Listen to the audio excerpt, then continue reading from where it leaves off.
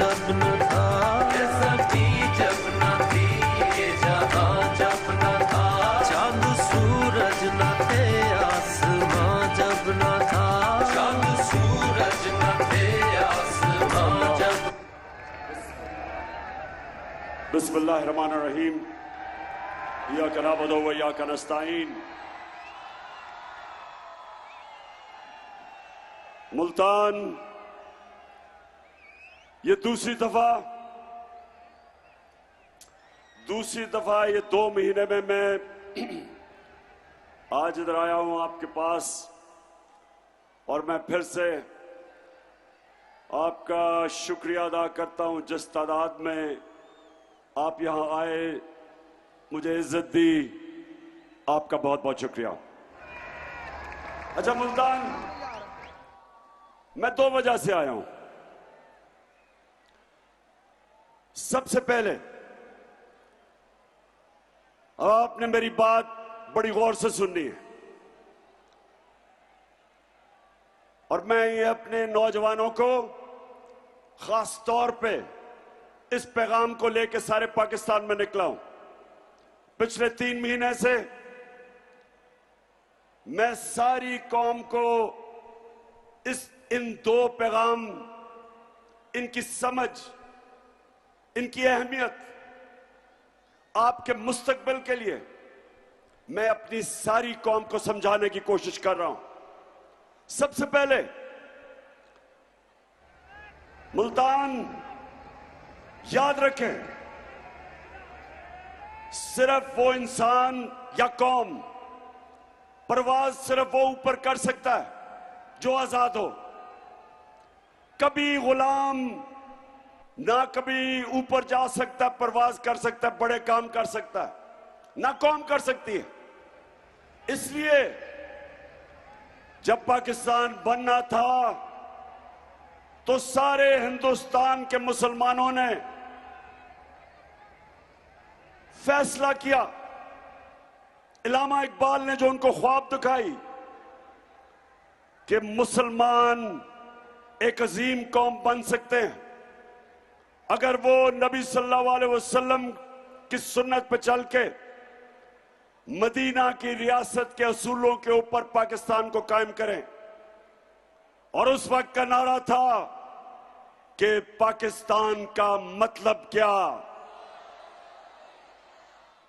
और दूसरा कि मेरा तेरा रिश्ता क्या। और ये भी 2 चीजें समझ लें। मेरा रिश्ता बलूचिस्तान के लोगों से, सिंध, पख्तूनख्वा, गिलगित बल्तिस्तान, आजाद कश्मीर, मुख्तलिफ जबानें हैं, सखावत मुख्तलिफ है, लेकिन ला इलाहा इल्लल्लाह हम सबको इकट्ठा रखता है। एक नजरिया, एक किबला। इसलिए एक पाकिस्तान बना था कि हम एक आजाद मुल्क में, एक अजीम कौम बनेंगे मदीना की रियासत के असूलों पे। और हम ना अंग्रेजों की गुलामी कबूल करते थे, और ना कायदे आजम ने कहा कि जब अंग्रेज जाएगा तो ना हिंदुओं की गुलामी कबूल करते। हम आजाद कौम रहना चाहते थे। और हुआ क्या मेरे पाकिस्तानियों, हुआ क्या? हम उनकी गुलामी से निकल के आहिस्ता आहिस्ता अमरीकनों की गुलामी में चले गए। और ये जो हमारी हुकूमत गिराई गई, ये अमरीकी साजिश और मुकामी मीर जाफर और मीर सादिक ने मिलके पाकिस्तान की हुकूमत गिरा के 22 करोड़ पाकिस्तानियों की मुंतखब हुकूमत गिरा के ये चोरों के ऊपर मुसल्लत किया। तो मेरी कौम, मेरे नौजवान, मेरी बहनें और इतनी तादाद में आई हैं, मैं आपको सलाम करता हूं आज, माशाअल्लाह। देखिए, हमें क्यों उन्होंने हुकूमत गिराई? वो पाकिस्तान की क़यादत में ऐसे लोग चाहते थे जो उनकी गुलामी करें। हमारा जो लीडर था कायदे आजम मोहम्मद अली जिन्ना, गुलाम हिंदुस्तान में एक आजाद इंसान था। दुनिया इज्जत करती थी कायदे आजम की खुददारी पे, और वो छोड़ के आज जो हमारे ऊपर लोगों को मुसल्लत किया है, ये जो शहबाज शरीफ इंपोर्टेड प्राइम मिनिस्टर या क्राइम मिनिस्टर, मैं ये चाहता हूं कि सबसे पहले जरा देखें कि मुल्क का वो कौम जो ला इलाहा इल्लल्लाह पे उस पे सारी कौम इकट्ठी हुई थी आज से 75 साल पहले, उसका प्राइम मिनिस्टर क्या कहता है, जरा ये वीडियो देखें।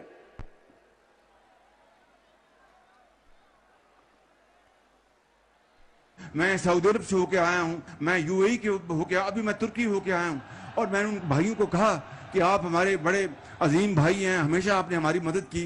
और मैंने यही कहा, जब मैं आया हूं तो आप समझेंगे शायद ये मांगने आया है। मैं मांगने नहीं आया, लेकिन मजबूरी है। जिस तरह माजी में 75 साल में आपने हमारा हाथ बटाया है, कुछ अर्सा आप हाथ बटा। मैंने कहा मैं वादा करता हूं कि इंशाअल्लाह हम पूरी कौम हम मिलकर दिन रात मेहनत करेंगे, पसीना गिराएंगे, अपने पांव पे खड़े होंगे।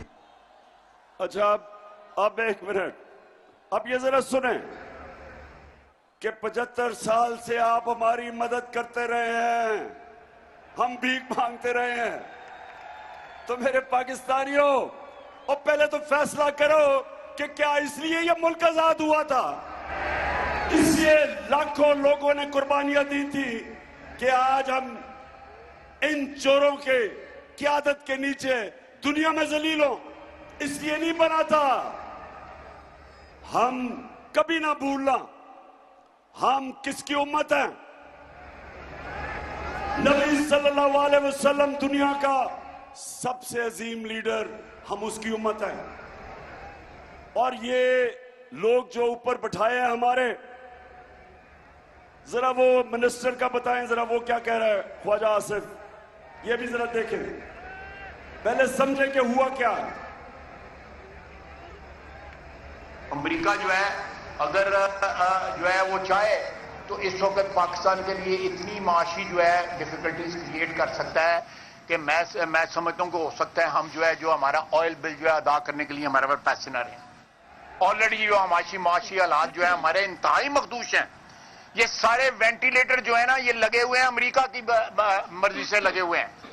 अमेरिका चाहे तो ये सारे के सारे जो हमें जो इस वक्त ड्रिप्स लगी हुई हैं या वेंटिलेटर लगे हुए हैं, सारे के सारे ऑफ हो जाते हैं। यानी कि हम जिंदा ही सिर्फ अमेरिका की वजह से हैं। बताएं जरा मुल्तान के लोगों, क्या हम अमेरिका की वजह से जिंदा हैं या ऊपर मेरा रब है? सो मैं ये आपको इसलिए बता रहा हूं कि इसलिए इनको लेके आए हैं। ये हमें इस मुल्क के ऊपर जो बिठाया हुआ है, ये उनके नौकर हैं, उनकी गुलाम हैं। ये नवाज शरीफ और ये जरदारी के दौर में 400 ड्रोन अटैक हुए पाकिस्तान पे। अमेरिका की जंग लड़ रहा है पाकिस्तान, 80,000 अपने लोग मरवा रहा है उनकी जंग में, और 400 ड्रोन अटैक, यानी एक जिसकी जंग लड़ रहे हैं वो पाकिस्तान पे 400 अटैक करता है, जिसमें औरतें बच्चे बेकसूर लोग मारे जाते हैं। और एक लफ्ज इन दोनों ना जरदारी के मुंह से निकलता है ना नवाज शरीफ के मुंह से निकलता है। और अगर आपने देखना है कि इस 22 करोड़ अवाम का प्राइम मिनिस्टर अमेरिकी सदर के सामने कैसे बैठा हुआ है, तो जरा देखें, मुजाहरा फरमाएं जी।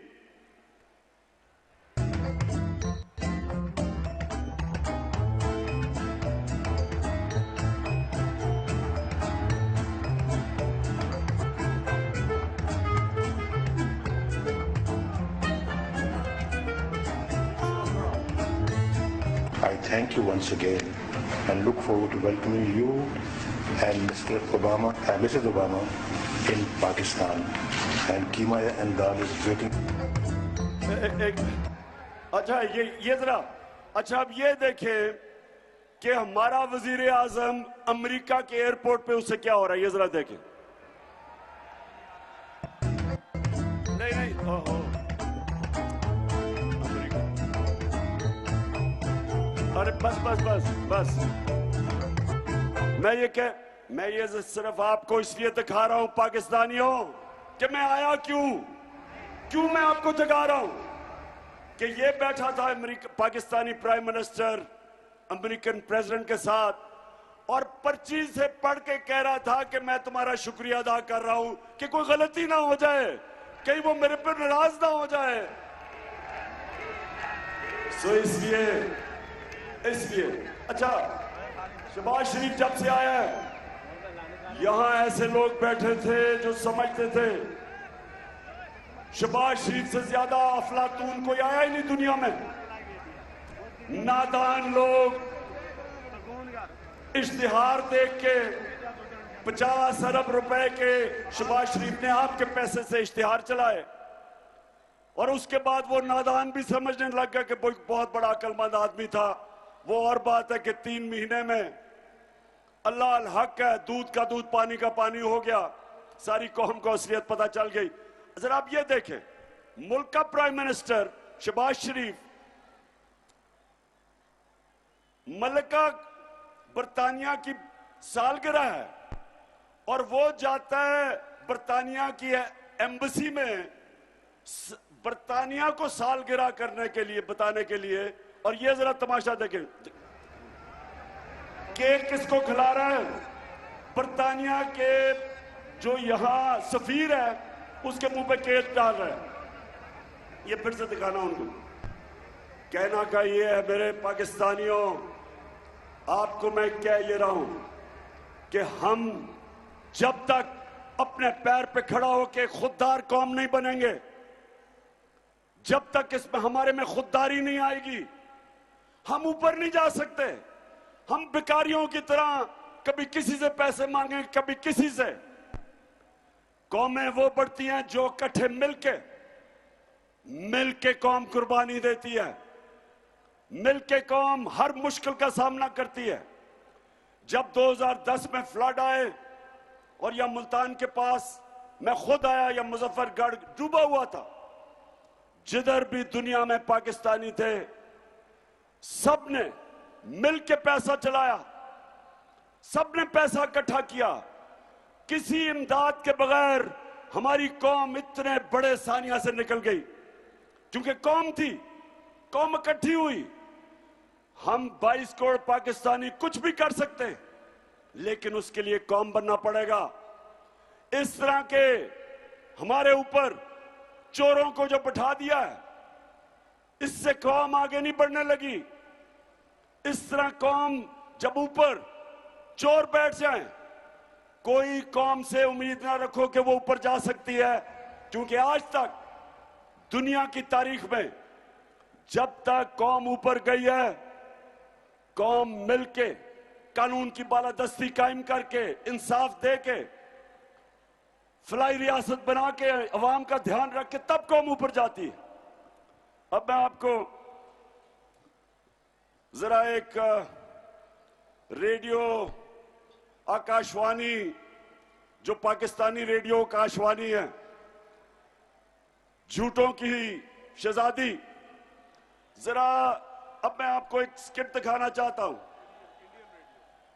इंडियन रेडियो ये जो आपको फैसल ने बताया था 1965 की जंग में इंडिया का एक ऑल इंडिया रेडियो होता था आकाशवाणी, वो सारा वक्त खबरें दे रहा हो रहा था कि वो लाहौर भी फतह हो गया और पाकिस्तानी फौज हार गई, यानी हर झूठ की खबरें वहां से आती थी।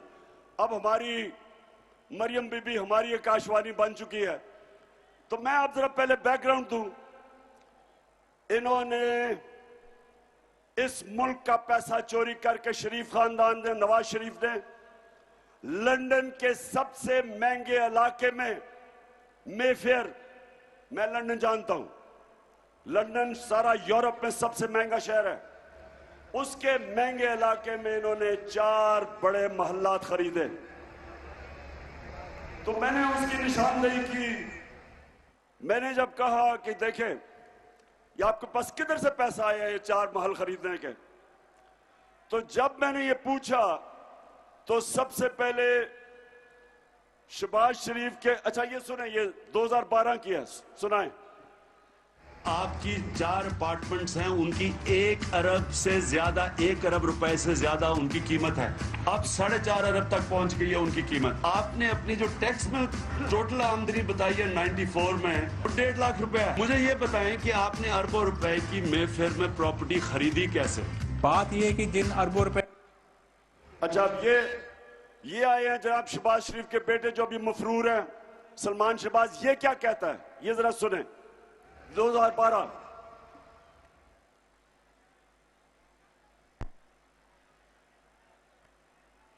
बात ये है कि जिन अरबों रुपए की मेफेयर की प्रॉपर्टीज की ये बात कर रहे हैं, ये तो पहले पता नहीं है। बताएं कौन सी प्रॉपर्टीज है, लाएं, दिखाएं, उसका कोई प्रूफ लाएं। सुन लिया, कहते किधर हैं? अच्छा अब रेडियो आकाशवाणी पाकिस्तान, जरा अब इनको सुने।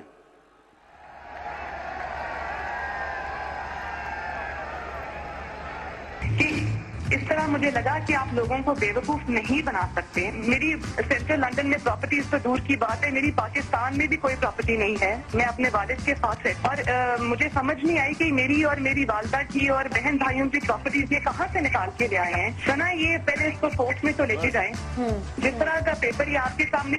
अच्छा अब कि ये किधर से निकाल के ले आए मेरी भाइयों की और वालदा की प्रॉपर्टीज? अब इनको नहीं पता था मरियम को कि 2 साल के बाद एक इंटरनेशनल बैनुल-अक़वामी इंकशाफ होगा जिसको कहते थे पैनामा पेपर्स। दुनिया में जो छुपाए हुए थे, दुनिया के मुल्क में बड़े बड़े वजीरों ने, वजीर आजम ने प्रॉपर्टीज छुपाई हुई थी, वो इंकशाफ हो गया, उसको पैनामा पेपर्स कहते थे।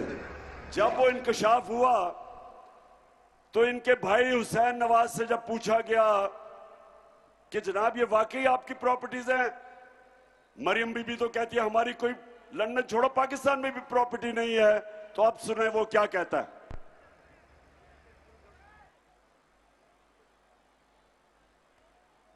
मैं इस बात को तस्लीम करता हूँ कि अल्हम्दुलिल्लाह पाक लेन के ऊपर जो अपार्टमेंट्स हैं वो अल्हम्दुलिल्लाह हमारे हैं।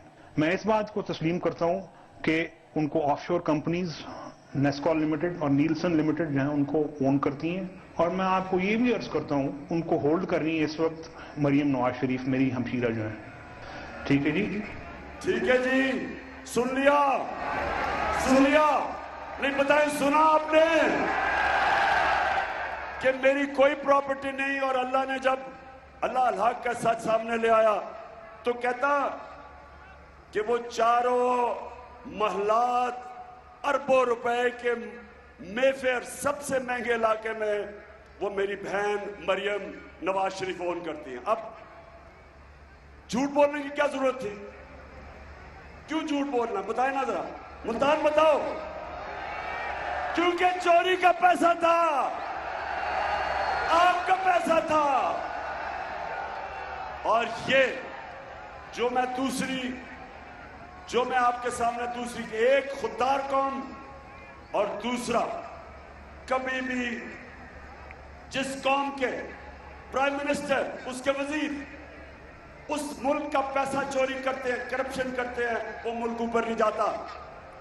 करप्शन और चोरी में क्या फर्क है बताएं ना, मुल्तान के बाशऊर लोगों, चोरी और करप्शन में क्या फर्क है? चोरी मसलन कोई जेब कुतरा आ गया, मेरी चीज चोरी कर ली, किसी ने भैंस उठा ली, गाड़ी उठा ली, ये चोरी है। करप्शन होती है जब अवाम का पैसा चोरी होता है। करप्शन का मतलब कि मैंने मोटरवे बनवाना है 50 अरब का, मैं उसकी कीमत बढ़ा देता हूं 70 अरब की, 20 अरब जेब में डाल लेता हूं, इसको करप्शन कहते हैं। कीमत आप अदा करते हैं, पैसा आपका होता है, आपका टैक्स का पैसा जो इकट्ठा करते हैं उसमें से चोरी होती है। यानी इज्तिमाई अवाम का पैसा चोरी जब होता है और हुकूमत में आके वजीर और वजीर आजम और सरकारी नौकर करते हैं तो वो अवाम का पैसा चोरी होता है। वो पैसा आपके स्कूलों पे, अस्पतालों पे, आपको रोजगार देने पे, वो पैसा उस पर लगना चाहिए, वो इनकी जेबों में चला जाता है। और दूसरा नुकसान क्या होता है कि जब बड़ी चोरी होती है अरबों रुपए की, तो वो पैसा बिस्तर के नीचे नहीं रखा जा सकता, वो अगर मुल्क में रखोगे नजर आ जाएगा। लिहाजा वो पैसा मुल्क से बाहर भेजते हैं, दुगना नुकसान करते हैं। जब चोरी करके आप पैसा बाहर भेजते हैं, आपको डॉलर लेने पड़ते हैं, और जब डॉलर आप लेते हैं, डॉलर की कमी होती है, डॉलर की कीमत ऊपर जाती है, रुपया गिरता है, महंगाई आती है, क्योंकि सारी चीजें जो बाहर से आप खरीदते हैं महंगी हो जाती है। सो एक चोरी का नुकसान, दूसरा जब आप मुल्क से बाहर पैसा भेजते हैं। तो मुल्तान, ये जो हमारी जहाद है, ये 26 साल से इन चोरों के खिलाफ मैं जहाद लड़ रहा हूं, 26 साल से। और मेरा सिर्फ मकसद एक है कि जब तक हम इन बड़े बड़े डाकुओं को कानून के नीचे नहीं लेके आएंगे, हमारे मुल्क का मुस्तकबिल कोई नहीं। हम इसी तरह भिखारियों की तरह भीख मांगते फिरेंगे। श्रीलंका में क्या हुआ है? हमारे दो खानदान 32 साल से हुकूमत कर रहे हैं और चोरी कर रहे हैं। श्रीलंका में एक खानदान 20 साल से मुल्क में मुलव्वस था। क्या हुआ श्रीलंका में? वो खानदान अरबोपति बन गया, उनके असासे मुल्क से बाहर इनकी तरह मुल्क का दिवालिया निकल गया। जान बचा के मुल्क से भागे हैं, वो जान बचा के भागे हैं। तो पाकिस्तानियों, ये ही यहां हो रहा है। मुल्क को मुश्किल में डाल दिया। IMF के 22 दफा IMF के पास हम गए, और ये दो जमातें 32 साल से इक़्तिदार में थी। तो जो मुल्क मकरूज होता गया, ये अमीर होते गए। कर्जा आपने देना है। आज जो IMF हुक्म करती है कि पेट्रोल की कीमत बढ़ा दो, गैस, बिजली, डीजल, सारी जो आज हुक्म मिलता है मानना पड़ता है आपको, क्योंकि वो कर्जे दे रहे हैं। सुल्तान, सुने जरा, गौर से सुने। हम जब तक अपने मुल्क में और कौम करप्शन के खिलाफ लड़ती है, याद रखें, इमरान खान अकेला नहीं लड़ सकता। 26 साल से मैं लड़ रहा हूं, लेकिन जब तक कौम साथ नहीं मिलती, आप ये जंग नहीं जीत सकते, क्योंकि ये ताकतवर लोग हैं, पैसा है इनके पास। हमने इतनी कोशिश की 3.5 साल में कि ये जरदारी और ये शरीफों के जो पुराने बने हुए केस थे, इनको सजा हो, लेकिन ताकतवर थे, यहां लोग थे जो उनको सजा होने नहीं देते थे। हमारा इंसाफ का निजाम ऐसा था कि वो खींचते गए।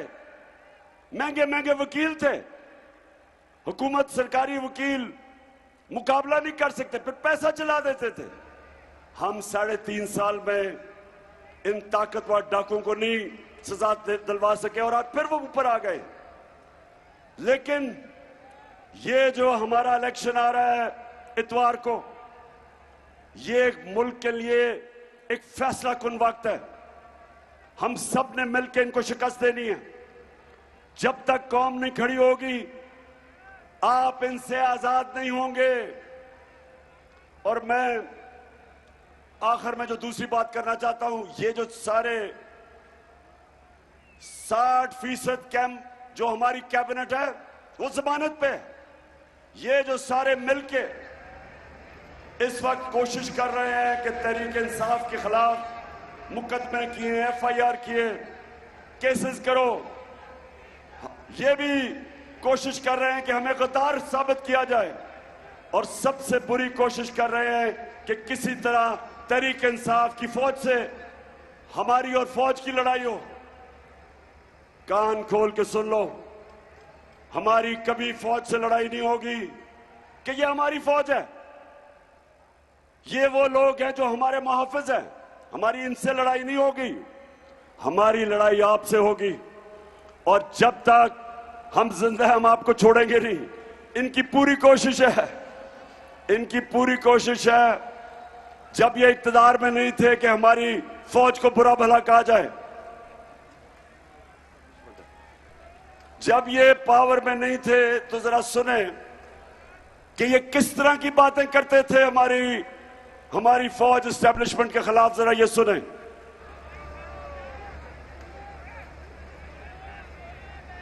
चेंज तो जिनकी वजह से होता है, जिनकी मदद से होता है, हम उनकी मदद नहीं लेना चाहते और हम चाहते हैं कि अगली हुकूमत का फैसला पाकिस्तान की आवाम करे। तहरीक अदम एतमाद सौदे के बगैर मुमकिन नहीं होती। यहाँ पर अदम एतमाद का जो निज़ाम है इस्टेब्लिश बगैर मुमकिन नहीं है। कोई डील करके इक़्तिदार नहीं चाहते। पाकिस्तान में तहरीक अदम एतमाद उस सूरत में अमूमन कामयाब होती है जब इस्टेब्लिशमेंट आपकी पुष्ट पे हो। इस्टेब्लिशमेंत करती है, वो डील का नतीजा हुआ है।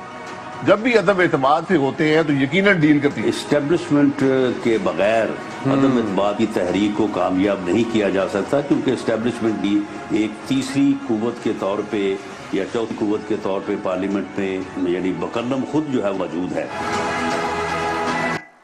तो इसका मतलब कि जब ये इक्तदार में नहीं होते ये बुरा भला कहते हैं कि सारी बुराइयां इस्टेब्लिशमेंट की वजह से, और जब हुकूमत में आते हैं तो सारा वक्त कोशिश ये होती है कि दूसरों को केसेस करो, सहाफियों को अटैक करो, किसी ना किसी तरह हम सबको गंदा करो और हमें गद्दार कहो। गद्दार वो हैं जो इस मुल्क का पैसा चोरी करके मुल्क के बाहर ऑफशोर अकाउंट्स, महलात खरीदते हैं।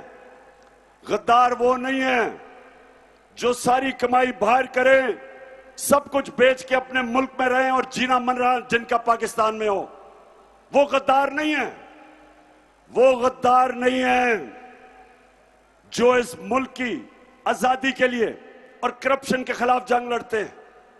वो गद्दार नहीं है। जब अर्ज़े खुदा के काबे से सब बुत उठवाए जाएंगे, हम रहले सफा मरदूदे हरम मसनद पे बिठाए जाएंगे, सब ताज उछाले जाएंगे, सब तख्त गिराए जाएंगे, हम देखेंगे, लाजिम है कि हम भी देखें। मुल्तान आखिर में सुने, हमारी जमात तहरीक इंसाफ वो जमात है जो सारे सूबों के अंदर है, वो जमात जो इस मुल्क को इकट्ठा रख सकती है। इनकी जो जमातें रह गई हैं वो सुकड़ गई हैं, छोटी छोटी जमातें हैं। ये एक मुल्क की वफाकी जमात है और इस वक्त जो हमारे दुश्मन मुल्क को तोड़ना चाहते हैं वो चाहेंगे कि तहरीक इंसाफ कमजोर हो। हिंदुस्तान में खुशियां बनी जब शहबाज शरीफ आया, इस्राइल ने खुशी बनाई।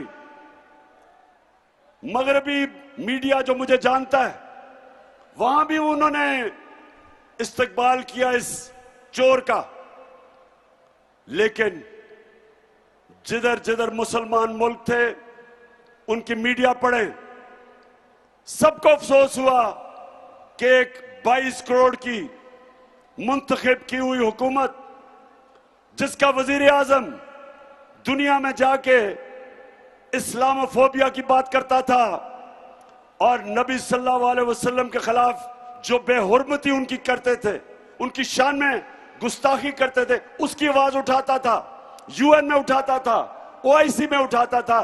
मुसलमान दुनिया में लोगों ने अफसोस बनाया, दुश्मन खुश हुए। तो पाकिस्तानी फौज दूसरी चीज है जो मुल्क को इकट्ठा रख सकती है, लेकिन अकेली वो इकट्ठा नहीं रख सकती। जब तक कि एक फेडरल एक पार्टी जो सारे सूबों में मुल्क को यूनाइट करे, तो ये साजिश है कि हमें उनके खिलाफ करें और कोशिश करें कि हमारी जमात टूटे। नुकसान पाकिस्तान का है, फायदा इन चोरों का है। इन चोरों को जिनके पैसे बाहर पड़े और प्रॉपर्टीज बाहर पड़ी है, इनको क्या फर्क पड़ेगा कि पाकिस्तान को अगर नुकसान पहुंचता है? ये जब मुश्किल पड़ती है बाहर भाग जाते हैं। हमारा जीना मरना इस मुल्क में है और अब मैं आखिरी दम तक अपने मुल्क के लिए लड़ूंगा। मैं इन सब का मुकाबला करूंगा और आप सब ने मेरे साथ मिलकर इनका मुकाबला करना है। हमने, और मैं ये भी कह दूं कि जिन जिन लोगों ने मुल्क के मिलके गद्दारी की थी, मुल्क से अमरीकी साजिश का हिस्सा बने थे, मीर जाफर और मीर सादिक का रोल प्ले किया था, पाकिस्तान की तारीख कभी इनको माफ नहीं करेगी, ना भूलेगी, ना इन गद्दारों को माफ करेगी जो इस साजिश में शामिल थे। और मैं फिर सुप्रीम कोर्ट को कहता हूं कि सदर आरिफ अलवी ने आपको लेटर लिखा है मुरासले के ऊपर, जो कि पाकिस्तान एम्बेसडर और जो अमेरिकी डोनाल्ड लू के बीच में बातचीत थी, सुप्रीम कोर्ट को भेजी है, चीफ जस्टिस को। इन्वेस्टिगेट करें, इसको पता चलवाएं कि क्या रोल था, कितनी बड़ी साजिश, कौन कौन मिला हुआ था, अमेरिकन एम्बेसी का क्या काम था कि पाकिस्तानी सियासतदान हमारे पार्टी के सियासतदानों को अमेरिकन एम्बेसी में बुला के अदम एतमाद का पूछे। उनका क्या काम था? कौन से दुनिया में एम्बेसी ये काम करती है?